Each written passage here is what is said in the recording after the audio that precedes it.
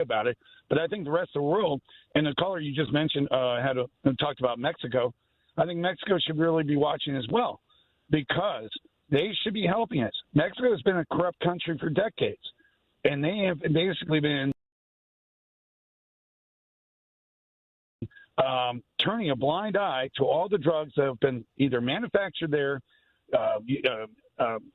fentanyl coming in from China, and we have to stop all this. But Mexican and other countries turn a blind eye because they're corrupt, and we know that. So we're taking out these corrupt leaders one by one, and I can only congratulate Trump for doing that. That's what I wanted to say. All right, Michael, let's go to the line for Democrats, Atlantic Beach, Florida. Sarah, good morning, Sarah. Hi there. I think it's really naive to think that taking down one person is going to have any impact at all on drugs in the United States. People aren't doing drugs because it's available. We're doing it because we're broken. We have no money.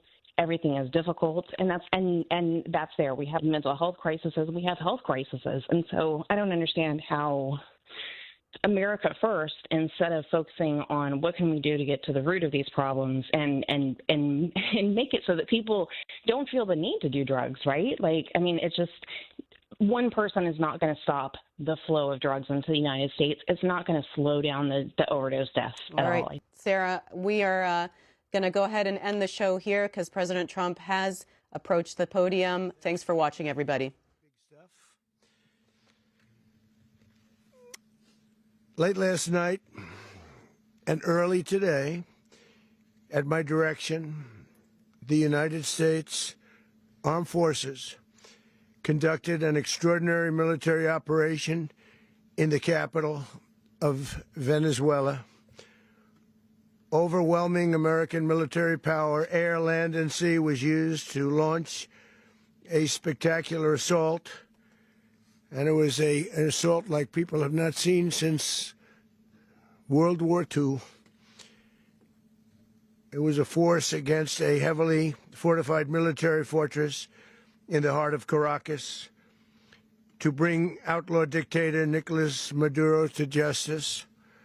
This was one of the most stunning, effective, and powerful displays of American military might and competence in American history.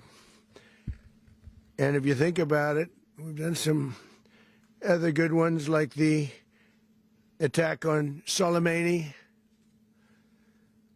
the attack on al-Baghdadi, and the obliteration and decimation of the Iran nuclear sites just recently in an operation known as Midnight Hammer.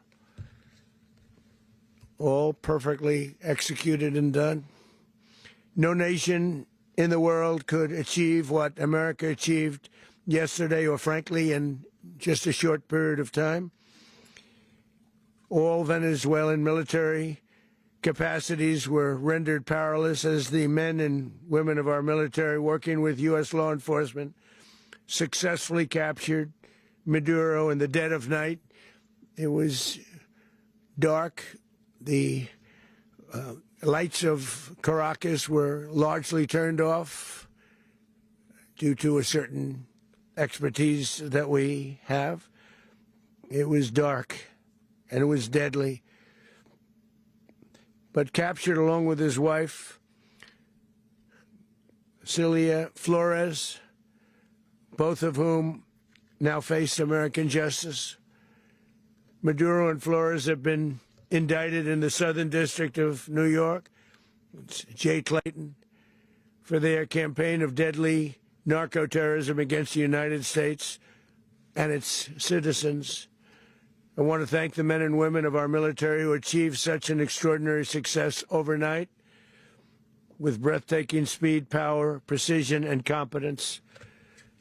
You rarely see anything like it. You've seen some raids in this country that didn't go so well. They were an embarrassment. If you look back to Afghanistan, or if you look back to the Jimmy Carter days, they were different days. We're a respected country again, like never before. These highly trained warriors operating in collaboration with U.S. law enforcement caught them in a very ready position. They were waiting for us. They knew we had many ships out in the sea, just sort of waiting. They knew we were coming. So they were in a ready, what's called a ready position. But they were completely overwhelmed and very quickly incapacitated. If you would have seen what I saw last night, you would have been very impressed. I'm not sure that you'll ever get to see it, but it was an incredible thing to see. Not a single American service member was killed, and not a single piece of American equipment was lost. We had many helicopters, many planes, many people involved in that fight. But think of that, not one piece of military equipment was lost, not one service member was, more importantly, killed. The United States military is the strongest and most fearsome military on the planet by far. With capabilities and skills our enemies can scarcely begin to imagine. We have the best equipment anywhere in the world. There's no equipment like what we have. And you see that even if you just look at the boats. You know, we've knocked out 97% of the drugs coming in by sea. 90%. Each boat kills on average, 25,000 people. We knocked out 97%. And those drugs mostly come from a place called Venezuela. We're going to run the country until such time as we can do a safe, proper, and judicious transition. So we don't want to be involved with having somebody else get in, and we have the same situation that we had for the last long period of years. So we are going to run the country until such time as we can do a safe, proper, and judicious transition. And it has to be judicious because that's what we're all about. We want peace, liberty, and justice for the great people of Venezuela, and that includes many from Venezuela that are now living in the United States and want to go back to their country. It's their homeland. We can't take a chance that somebody else takes over Venezuela that doesn't have the good of the Venezuelan people in mind. We've had decades of that. We're not going to let that happen. We're there now, and what people don't understand, but they understand as I say this, we're there now, but we're going to stay until such time as the proper transition can take place. So we're going to stay until such time as we're going to run it, essentially, until such time as a proper transition can take place. As everyone knows, the oil business in Venezuela has been a bust, a total bust, for a long period of time. They were pumping almost nothing by comparison to what they could have been pumping and what could have taken place. We're going to have our very large United States oil companies, the biggest anywhere in the world, go in, spend billions of dollars, fix the badly broken infrastructure, the oil infrastructure, and start making money for the country. And we are ready to stage a second and much larger attack if we need to do so. So we were prepared to do a second wave if we needed to do so. We actually assumed that a second wave would be necessary, but now it's probably not. The first wave, if you'd like to call it that, the first attack was so successful, we probably don't have to do a second, but we're prepared to do a second wave, a much bigger wave, actually. This was pinpoint, but we have a much bigger wave that probably won't have to do. This partnership of Venezuela with the United States of America, a country that everybody wants to be involved with because of what we were able to do and accomplish, will make the people of Venezuela rich, independent, and safe. And it will also make the many, many people from Venezuela that are living in the United States extremely happy. They suffered. They suffered. So much was taken from them. They're not going to suffer anymore. The illegitimate dictator Maduro was the kingpin of a vast criminal network responsible for trafficking colossal amounts of deadly and illicit drugs into the United States. As alleged in the indictment, he personally oversaw the vicious cartel known as Cartel de las Solas, which flooded our nation with lethal poison, responsible for the deaths of countless Americans, the many, many Americans. Hundreds of thousands over the years of Americans died because of him. Maduro and his wife will soon face the full might of American justice and stand trial on American soil. Right now, they're on a ship. They'll be heading to, ultimately, New York. And then a decision will be made, I assume, between New York and Miami or Florida. But we have this constituted one of the largest thefts of American property in the history of our country. Considered the largest theft of property in the history of our country. Massive oil infrastructure was taken like we were babies, and we didn't do anything about it. I would have done something about it. America will never allow foreign powers to rob our people or drive us back into and out of our own hemisphere. That's what they did. Furthermore, under the now deposed dictator Maduro, Venezuela was increasingly hosting foreign adversaries in our region and acquiring menacing offensive weapons that could threaten U.S. interests and lives. And they used those weapons last night. Potentially in league with the cartels operating along our border. All of these actions were in gross violation of the core principles of American foreign policy, dating back more than 2 centuries, and not anymore. All the way back, it dated to the Monroe Doctrines, and the Monroe Doctrine is a big deal, but we've superseded it by a lot. By a real lot. They now call it the Monroe Document. I don't know. It's Monroe Doctrine.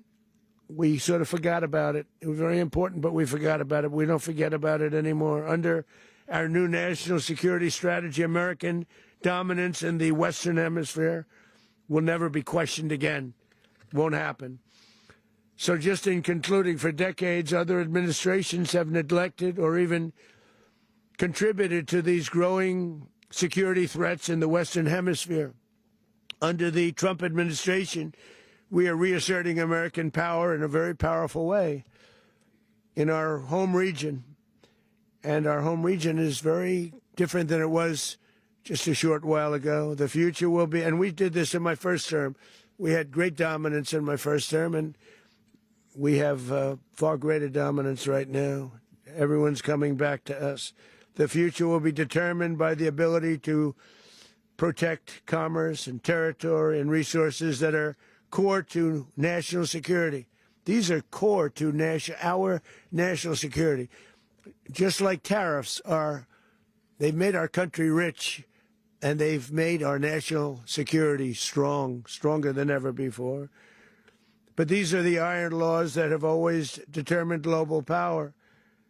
And we're going to keep it that way. We will secure our borders. We will stop the terrorists. We will crash the cartels, and we will defend our citizens against all threats, foreign and domestic.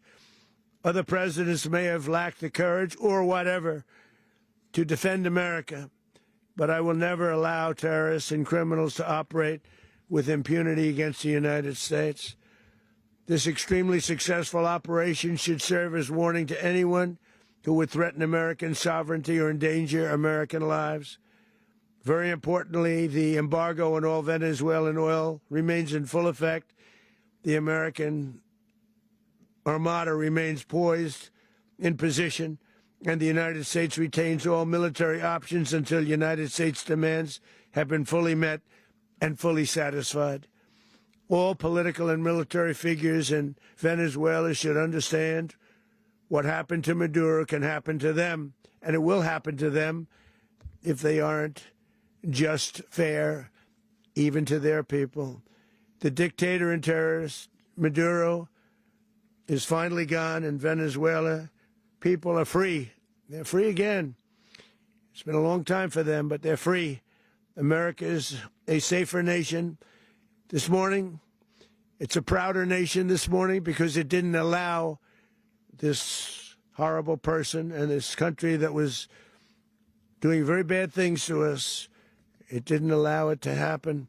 And the Western Hemisphere is right now a much safer place to be. So I want to thank everybody for being here. I want to thank General Raisin Kane. He's a fantastic man. I've worked with a lot of generals. I worked with some I didn't like. I worked with some I didn't respect. I worked with some that just weren't good. But this guy is fantastic. I watched last night one of the most precise attacks on sovereignty. I mean, it was an attack for justice. And I'm very proud of him, and I'm very proud of our Secretary of War, Pete Hegseth, who I'm going to ask to say a few words. Thank you very much. Mr. President, can you explain how the U.S. will run Venezuela? Well, thank you, Mr. President. Finally, a commander-in-chief the world respects and the American people deserve. And as the President said, words can barely capture the bravery and the power and the precision of this historic operation. A massive joint military and law enforcement raid flawlessly executed by the greatest Americans our country has to offer. American warriors are second to none, the best in the world and the best of our country. What all of us witnessed last night was sheer guts and grit, gallantry and glory of the American warrior. I'm simply humbled by such men. And I tip my hat to our chairman, Dan Raisin Kane, and all those Americans who stood watch last night. Our warriors are the elite of America, and again, President Trump has your back. No other country on planet Earth, and it's not even close, could pull this kind of operation off. And no other president has ever shown this kind of leadership, courage, and resolve. The most powerful combination the world has ever seen. As the President said, our adversaries remain on notice. America can project our will anywhere, anytime. The coordination, the stealth, the lethality, the precision, the very long arm of American justice, all on full display in the middle of the night. Nicolas Maduro had his chance, just like Iran had their chance, until they didn't and until he didn't. He effed around, and he found out. President Trump is deadly serious about stopping the flow of gangs and violence to our country. Deadly serious about stopping the flow of drugs and poison to our people. Deadly serious about getting back the oil that was stolen from us. And deadly serious about reestablishing American deterrence and dominance in the Western Hemisphere. This is about the safety, security, freedom, and prosperity of the American people. This is America first. This is peace through strength. And the United States War Department is proud to help deliver it. Welcome to 2026. And under President Trump, America is back. I'd like to welcome now our chairman, Chairman Raisin Kane, to give a few more details about the operation. Mr. Chairman. Thank you, Mr. Secretary. Thank you, Mr. President, and good morning. Last night, on the order of the President of the United States and in support of a request from the Department of Justice, as the President said, the United States military conducted an apprehension mission in Caracas, Venezuela, to bring to justice two indicted persons, Nicolas and Cecilia Maduro. This operation, known as Operation Absolute Resolve, was discreet, precise, and conducted during the darkest hours of January 2nd and was the culmination of months of planning and rehearsal, an operation that, frankly, only the United States military could undertake. What I'd like to do this morning is talk to you through some of the preparation and the details without compromising any of our tactics, techniques, and procedures. There is always a chance that we'll be tasked to do this type of mission again. Our interagency work began months ago and built on decades of experience of integrating complex air, ground, space, and maritime operations. While the past 2 decades have honed the skills of our special operations forces, this particular mission required every component of our joint force, with soldiers, sailors, airmen, Marines, and Guardians working in unison with our intelligence agency partners and law enforcement teammates in an unprecedented operation. We leveraged our unmatched intelligence capabilities and our years of experience in hunting terrorists, and we could not have done this mission without the incredible work by various intelligence agencies, including the CIA, NSA, and NGA. We watched, we waited, we prepared, we remained patient and professional. This mission was meticulously planned, drawing lessons from decades of missions over the last many years, many missions over these last many years. This was an audacious operation that only the United States could do. It required the utmost of precision and integration within our joint force. And the word integration does not explain the sheer complexity of such a mission. An extraction so precise it involved more than 150 aircraft launching across the Western Hemisphere in close coordination, all coming together in time and place to layer effects for a single purpose: to get an interdiction force into downtown Caracas while maintaining the element of tactical surprise. Failure of one component of this well-oiled machine would have endangered the entire mission, and failure is never an option for America's joint force. Those in the air over Caracas last night were willing to give their lives for those on the ground and in the helicopters. Let me talk a little bit about the preparation. After months of work by our intelligence teammates to find Maduro and understand how he moved, where he lived, where he traveled, what he ate, what he wore, what were his pets. In early December, our force was set pending a series of aligned events. Key was choosing the right day to minimize the potential for civilian harm and maximize the element of surprise, and minimize the harm to the indicted personnel so, as the President said, they could be brought to justice. And as the President said earlier today, weather in Venezuela is always a factor this time of the year. And over the weeks through Christmas and New Year's, the men and women of the United States military sat ready, patiently waiting for the right triggers to be met and the President to order us into action.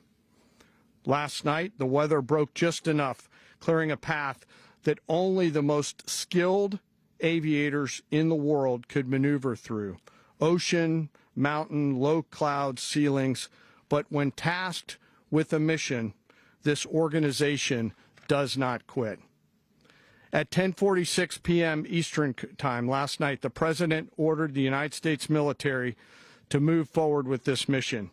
He said to us, and we appreciate it, Mr. President, good luck and Godspeed. And those words were transmitted to the entire joint force. Over the course of the night, aircraft began launching from 20 different bases on land and sea across the Western Hemisphere. In total, more than 150 aircraft, bombers, fighters, intelligence, reconnaissance, surveillance, rotary wing were in the air last night. Thousands and thousands of hours of experience were airborne. Our youngest crew member was 20, and our oldest crew member was 49. And there's simply no match for American military might. As the night began, the helicopters took off with the extraction force, which included law enforcement officers, and began their flight into Venezuela at 100 feet above the water. As they approached Venezuelan shores, the United States began layering different effects provided by Spacecom, Cybercom, and other members of the interagency to create a pathway. Overhead, those forces were protected by aircraft from the United States Marines, the United States Navy, the United States Air Force, and the Air National Guard.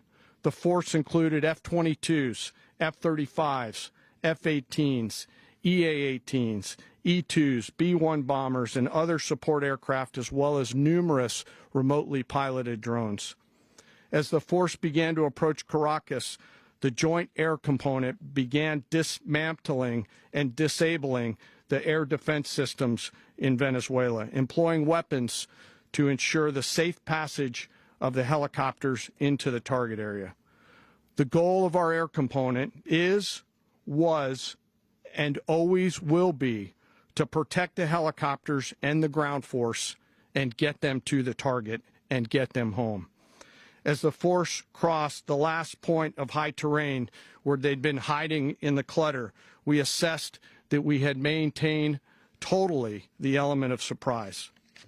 As the helicopter force ingressed towards the objective at low level, we arrived at Maduro's compound at 1:01 a.m. Eastern Standard Time, or 2:01 a.m. Caracas local time, and the apprehension force descended into Maduro's compound and moved with speed, precision, and discipline towards their objective and isolated the area to ensure the safety and security of the ground force while apprehending the indicted persons. On arrival into the target area, the helicopters came under fire, and they replied with that fire with overwhelming force in self-defense.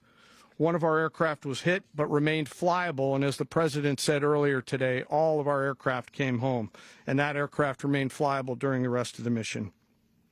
As the operation unfolded at the compound, our air and ground intelligence teams provided real-time updates to the ground force, ensuring those forces could safely navigate the complex environment without unnecessary risk. The force remained protected by overhead tactical aviation. Maduro and his wife, both indicted, gave up and were taken into custody by the Department of Justice, assisted by our incredible U.S. military with professionalism and precision, with no loss of U.S. life. After securing the indicted persons, the force began to prep for departure. Helicopters were called in to exfiltrate the extraction force, while fighter aircraft and remotely piloted aircraft provided overhead coverage and suppressive fire. There were multiple self-defense engagements as the force began to withdraw out of Venezuela. The force successfully exfiltrated and returned to their afloat launch bases, and the force was over the water at 3:29 a.m. Eastern Standard Time with indicted persons on board. And both Maduro and his wife were embarked aboard the USS Iwo Jima. In closing, what we've witnessed today is a powerful demonstration of America's joint force. We think, we develop, we train, we rehearse, we debrief, we rehearse again and again, not to get it right, but to ensure that we cannot get it wrong. Our jobs are to integrate combat power so when the order comes, we can deliver overwhelming force at the time and the place of our choosing against any foe anywhere in the world.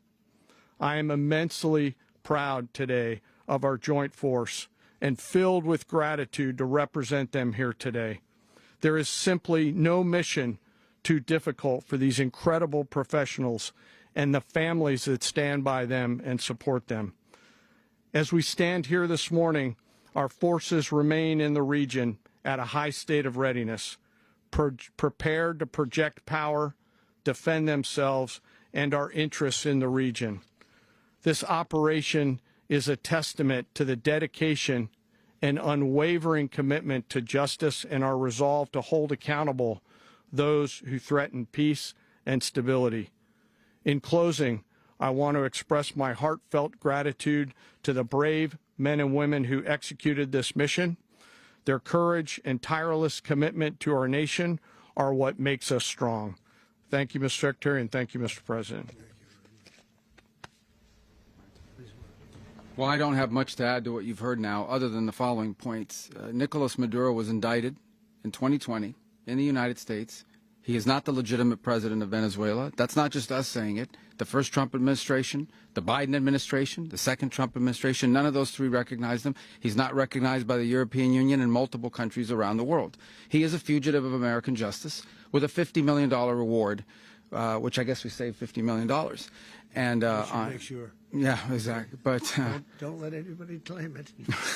Nobody deserves it but us. But I want to be clear about one thing. Nicolas Maduro had multiple opportunities to avoid this. He was provided multiple very, very, very generous offers and chose instead to act like a wild man, chose instead to play around. And the result is what we saw tonight. The other message here is the following. You have a guy, like many people around the world, they like to play games. You have a guy who decides he's going to invite Iran into his country, is going to, do the confiscation of American oil companies, is going to flood our country with gang members, is going to take Americans prisoner and try to hold them for hostage and trade them like he was able to do with the Biden administration. Basically likes to play games all this time and thinks nothing's going to happen. And I hope what people now understand is that we have a president. The 47th president of the United States is not a game player. When he tells you that he's going to do something, when he tells you he's going to address a problem, he means it. He actions it. I can tell you, I've watched this process now for 14, 15 years, been around it. Everybody talks. I'm going to do this. I'm going to do that. When I get there, we're going to do this. We're going to take. This is a president of action. Like, I don't understand yet how they haven't figured this out. And now, if you don't know, now you know. Because this is the way it's going to play out. And I think people need to understand that this is not a president that just talks and does letters and press conferences. And, if he says he's serious about something, he means it. And this is something that was a direct threat to the national interest of the United States, and the president addressed it. There's a president of peace, by the way. I told you what I just said earlier. This guy had multiple opportunities to find his way somewhere else and figure out another. He could have been living somewhere else right now, very happy, but instead he wanted to play big boy. And so now, he's got other sets of problems on his hands. And but I think the message here should be for the world. Look, the president doesn't go out looking for people to pick fights with. He's not generally wants to get along with everybody. We'll talk and meet with anybody, but don't play games. Don't play games with this president's in office, because it's not going to turn out well. And so I hope that I guess that lesson was learned last night, and we hope it'll be instructive moving forward. Is that a message for Cuba? Mr. President. Mr. President. Mr. President. Mr. President. You said that the U.S. is going to run Venezuela. So who's in power right now? Well, we're going to be running it with a group, and we're going to make sure it's run properly. We're going to rebuild the oil infrastructure, which will cost billions of dollars. It'll be paid for by the oil companies directly. They will be reimbursed for what they're doing, but that's going to be paid. And we're going to get the oil flowing the way it should be. As you know, it was just a minor flow. It was actually a minor flow for what they have. But we're going to run it properly, and we're going to make sure the people of Venezuela are taken care of. We're going to make sure the people that were forced out of Venezuela by this thug are also taken care of. Mr. President, does the U.S. running the country mean that U.S. troops will be on the ground? How will that work? Well, they always say boots on the ground. So we're not afraid of boots on the ground if we have to have. We had boots on the ground last night at a very high level, actually.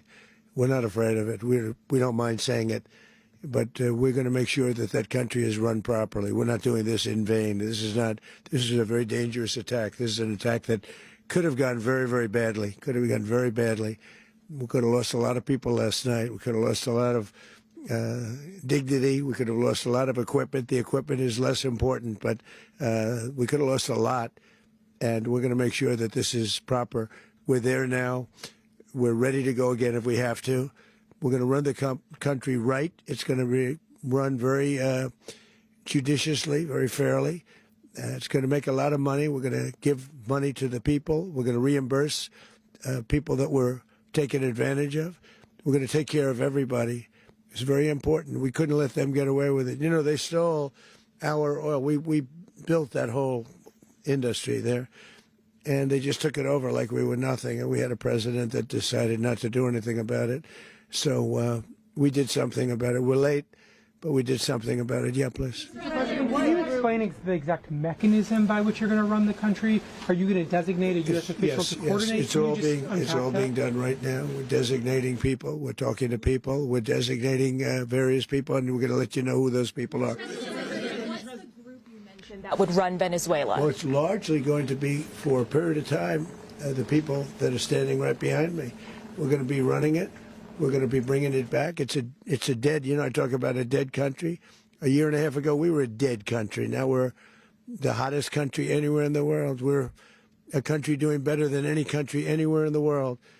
And it required leadership. Venezuela has a lot of bad people in there, a lot of bad people that shouldn't be leading. We're not going to take a chance that one of those people take over for Maduro. So you can look at, and others, we have fantastic people, including people in the military. So we're going to have a group of people running it until such time as it can be put back on track, make a lot of money for the people, and give people a great way of life, and also reimbursement for people in our country that were forced out of Venezuela. Rubio would be. You said earlier today that you weren't going to back Machado to come back and be the opposition leader in your Fox and Friends interview. And then you also mentioned the vice president of Venezuela. Are you going to work with the vice president of Venezuela, or how do you foresee the relationship going? I understand she was just sworn in, but she was, as you know, picked by Maduro.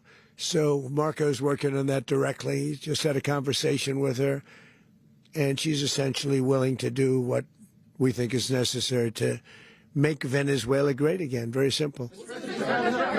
Mr. President, Colombian President Gustavo Petro, a couple weeks ago, he said he's got to watch his ass.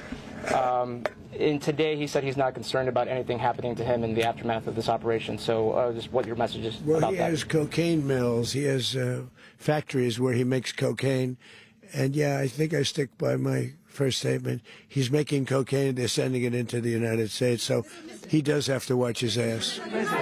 Mr. President, did you notify any members of Congress in advance? Marco, do you want to talk about that? Because you were involved in it. We call members of Congress immediately after. This was not the kind of mission that you can do congressional notification on. It was a trigger-based mission in which conditions had to be met night after night. We watched and monitored that for a number of days. So it's just simply not the kind of mission you can call people and say, hey, we may do this at some point in the next 15 days. But it's largely a law enforcement function. Remember, at the end of the day, at its core, this was an arrest of 2 indicted fugitives of American justice, and the Department of War supported the Department of Justice in that job. Now, there are broader policy implications here, but it's just not the kind of mission that you can pre-notify because it endangers the mission. Plus, if I could add one thing to that, Congress has a tendency to leak. This would not be good. If they leaked, General, I think it would have been maybe a very different result. But I have to say, they knew we were coming at some point, We had a lot of ships out there. They sort of knew we were coming. We went there. But Congress will leak, and we don't want leakers. Mr. President, you were one of the only people to watch this all play out live. What was Maduro doing when the U.S. forces entered what I assume would be his home? And also, was there any point where the U.S. was considering if Maduro pushed back or resisted killing Maduro? It could have happened. It could have happened. He was trying to get into a safe place. The safe place is all steel. And he wasn't able to make it to the door because our guys were so fast. They went through the opposition so fast. And there was a lot of opposition. People were wondering, did we get them by surprise? Sort of surprised, but they were waiting for something. It was a lot of opposition. There was a lot of gunfire. You saw some of it today. But he was trying to get to a safe place, which wasn't safe because we would have had the door blown up in about 47 seconds, they say on average, regardless of how thick the steel was. It was a very thick door. It was a very heavy door, but he was unable to get to that door. He made it to the door. He was unable to close it. Go ahead, finish. Where is Maduro going to be in the time being right now? Do you know his exact whereabouts? Well, eventually, ultimately, in the near future, he's going to be brought to New York. And where is he going to be held? Where is he going to be held in New York? Do you know? That's going to be up to the officials that do these things. Mr. President, the U.S. has something of a mixed track record of ousting dictators without necessarily a plan for what comes afterwards. Did that weigh on your decision? Well, that's when we had different presidents, but with me, that's not true. With me, we've had a perfect track record of winning. We win a lot, and we win. If you look at Soleimani, you look at al-Baghdadi, you look at the Midnight Hammer. Midnight Hammer was incredible. Right now, you wouldn't have peace in the Middle East. We have essentially peace in the Middle East because of that. If we weren't successful with Midnight Hammer, you wouldn't have peace in the Middle East. So, with me, you've had a lot of victory. You've had only victories. You've had no losses. Yeah. President, how long do you expect the U.S. to run Venezuela, and how soon do you want Venezuelan people to hold elections? So I'd like to do it quickly, but it takes a period of time. We're rebuilding. We have to rebuild their whole infrastructure. The infrastructure is rotted. It's actually very dangerous. It's blow-up territory. Oil is very dangerous. It's a very dangerous thing to take out of the ground. It can kill a lot of people. It has killed a lot of people doing just that. The infrastructure is old. It's rotted. Much of it is stuff that we put there 25 years ago, and we're going to be replacing it. And we're going to take a lot of money out so that we can take care of the country. Yeah. Are you saying that Secretary Rubio and... Mr. President, China, Russia, and Iran have interests in Venezuela. How does this operation affect your relationships with them when it comes to the oil and the drugs? And Russia, well, Russia when we get things straightened out. But in terms of other countries that want oil, we're in the oil business. We're going to sell it to them. We're not going to say we're not going to give it to them. In other words, we'll be selling oil probably in much larger doses because they couldn't produce very much because their infrastructure was so bad. So we'll be selling large amounts of oil to other countries, many of whom are using it now, but I would say many more will come. Are you saying that, Mr. President, are you saying that? Oh, Mr. President, thank you. What is your message to the people of Venezuela today? Of course, the civilian population specifically, they have a lot of questions. What is your message to the people of Venezuela? That you're going to have peace, justice. You're going to have some of the riches that you should have had for a long period of time. It was stolen from you. But you're going to have peace and you're going to have safety. You're going to have justice. You're going to have a country. You're going to have a real country. You're going to have potentially a great country. You know, if you go back 20 years, maybe even a little longer ago, that was a great country. And they destroyed it. Remember I said that if we lose this election, the United States will be Venezuela on steroids. That's what would have happened. Had we lost the election, the 2024 election, we suffered so badly. When you look at the border from 2020, what they did, what Joe Biden administration did to our country should never be forgotten. But if we had to go through another year of that, we wouldn't have. We would be exactly where Venezuela was in terms. I used to say, if they win, we're going to be Venezuela on steroids, and that's what would have happened. President, thank you. Are you saying that Secretary Hegseth and Rubio are going to be running Venezuela, and will you be sending in U.S. military troops to provide? Team that's working with the people of Venezuela to make sure that we have Venezuela right. Because for us to just leave, who's going to take over? I mean, there is nobody to take over. You have a vice president who's been appointed by Maduro. And right now she's the vice president, and she's, I guess, the president. She was sworn in as president just a little while ago. She had a long conversation with Marco, and she said, we'll do whatever you need. I think she was quite gracious, but she really doesn't have a choice. We're going to have this done right. We're not going to just do this with Maduro, then leave like everybody else, leave and say, you know, let it go to hell. If we just left, it has zero chance of ever coming back. We'll run it properly. We'll run it professionally. We'll have the greatest oil companies in the world go in and invest billions and billions of dollars and take out money, use that money in Venezuela. And the biggest beneficiary are going to be the people of Venezuela. And also, I can't stress this strongly enough, the people that got thrown out of Venezuela that are now in the United States, and frankly, some want to stay and some probably want to go back. Yeah. What's being done to protect Americans in the country, and were any of the detained Americans? Well, right now they're very protected because nobody's going to mess with us. They're very protected. The people of, and we let them know that you better not touch one of them. Are you concerned that bad elements of the Maduro regime will remain in place? Well, we know who they are. We're on them, and they're acting much differently now than they would have acted 2 days ago. Okay, wait, behind you, please. Mr. President, why is running a country in South America America first? Well, I think it is because we want to surround ourselves with good neighbors. We want to surround ourselves with stability. We want to surround ourselves with energy. We have tremendous energy in that country. It's very important that we protect it. We need that for ourselves. We need that for the world. And we want to make sure we can protect it. Yes, sir. Please, go ahead. Is there a message here for Cuba and Diaz-Canel? Well, Cuba's an interesting case. Cuba is, you know, not doing very well right now. That system has not been a very good one for Cuba. The people there have suffered for many, many years. And I think Cuba is going to be something we'll end up talking about because Cuba is a failing nation right now, very badly failing nation. And we want to help the people of it's very similar in the sense that we want to help the people in Cuba, but we want to also help the people that were forced out of Cuba and living in this country. Do you want to say something about that, Marco, please?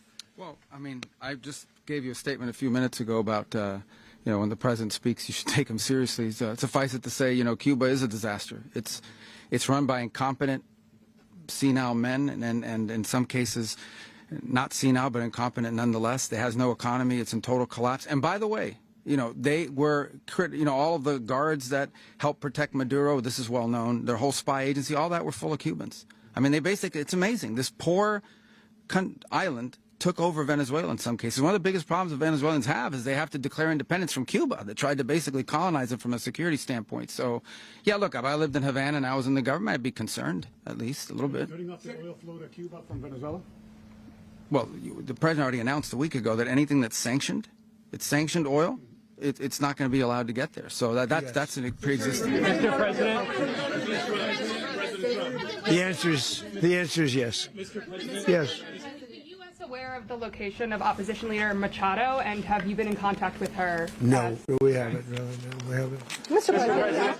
Mr. President, on Monday. Oh, I think it would be very tough for her to be the leader. She doesn't have the support within or the respect within the country. She's a very nice woman, but she doesn't have the respect to be the leader. Mr. President, is it possible that the U.S. ends up administrating Venezuela for years? Well, it won't cost us anything because the money coming out of the ground is very substantial, so it's not going to cost us anything. We will.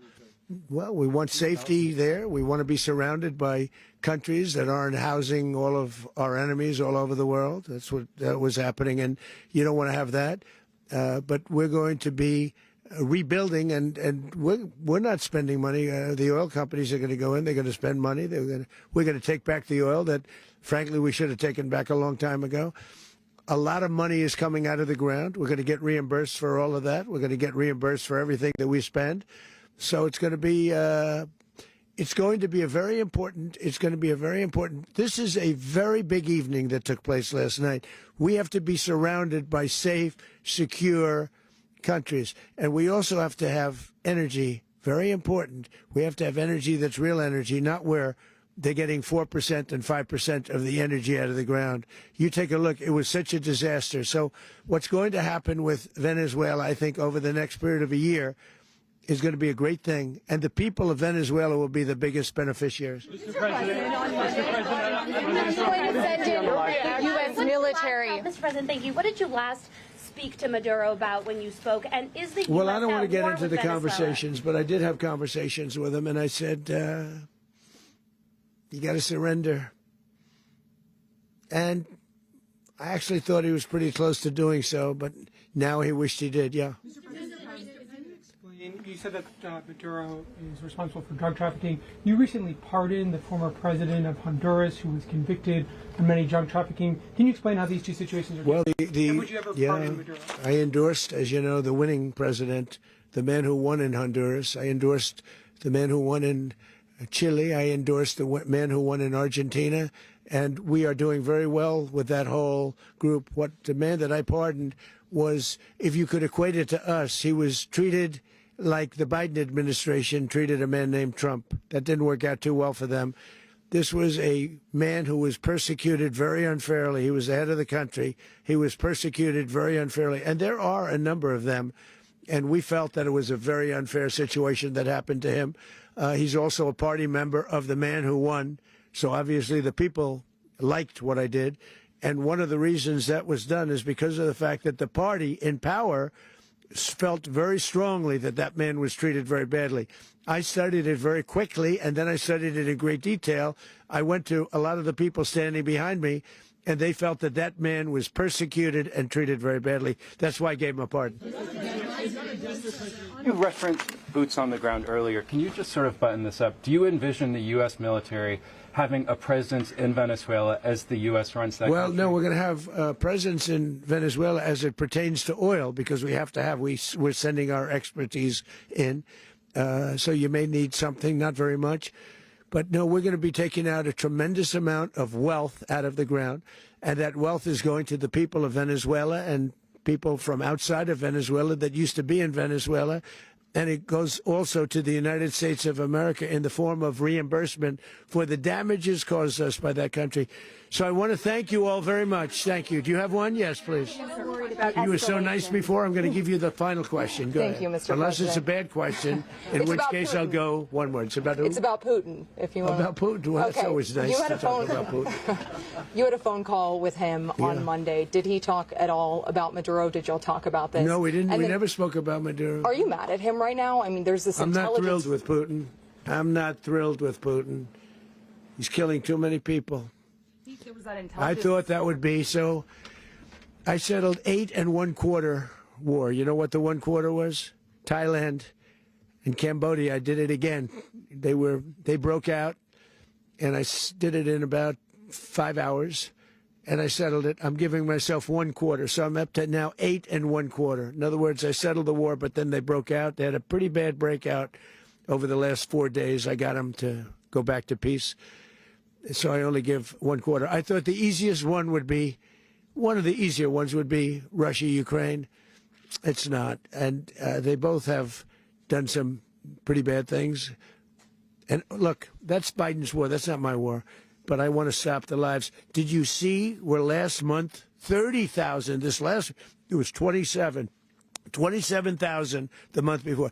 30,000, mostly soldiers, were killed this last month. 30,000. I want to stop that. You know, I got NATO to pay 5% instead of the 2% that they weren't paying. They weren't paying 2, now they pay 5. And we send them a lot of munitions. We send them a lot of things, missiles and various other things, a lot. And they pay. The United States is not losing money. We're probably making money on that. It's the last thing I care about. I just want to stop all those people. We're losing 25,000, 30,000 human beings that come from 2 places that are very far away. But if I can stop, because it's something I've been pretty good at doing, deals, I guess. It's all a deal. Life is a big deal. But if I can stop that war and stop 30,000 young people, in addition to the fact that people are being killed in Kiev, people are being killed in other cities throughout, you know, a much smaller number, but they're being killed, viciously killed. So I'm not happy about it. I thought that would be something that would get solved. We have Mr. Witkoff here. I think that we're making progress, but that's a war that should have never happened. If I were president, it would have never happened. Putin says it. Everybody says it. If I were president, that would have never happened. But I inherited that war. That was Joe Biden, Zelensky, and Putin. I came into the situation, and it's a mess. And I will say this. I watched an operation last night that was so precise, that was so brilliant. I mean, it was incredible. If we had our people, like this general, and our people involved, that war would not have gone on very long, that I can tell you. That war, to use an old term, that war has become a bloodbath, and we want it to get stopped. Thank you very much.